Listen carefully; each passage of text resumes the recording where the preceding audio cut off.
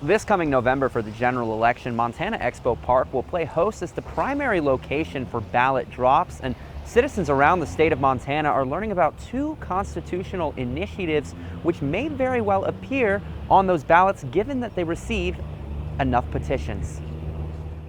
Constitutional Initiatives 126 and 127 are currently being campaigned for signature collection by Montanans for election reform. This comes after approval from the Montana Supreme Court. Education efforts are beginning around the state, like this one in Choteau. CI 126 would provide a top 4 primary election open to all candidates, regardless of party affiliation.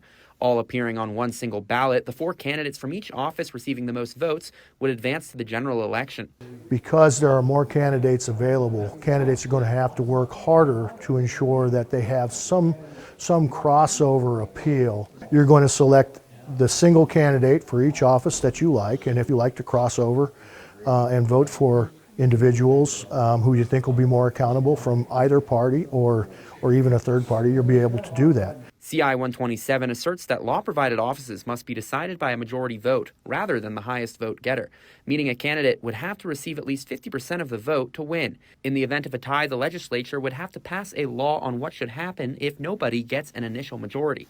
If you don't have a change with 127 and it stays at the plurality and you've got 4 people in there, you could have somebody win an election with 26% of the vote. Election reformists hope this will remove some power from both the GOP and Democrats by encouraging competition and undercutting extremism while giving Montanans more voting power and choice. A lot of times you end up voting for the lesser of two evils.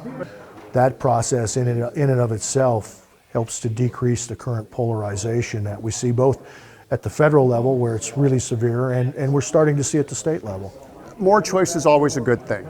Not all are for the change. Chairman of the Montana GOP party, Don Kaltschmidt, recently went on record slamming CI 126, calling it an instant runoff voting scheme which would cause confusion and disenfranchise Montana voters. The initiatives require at least 60,359 signatures to appear on this November's ballot.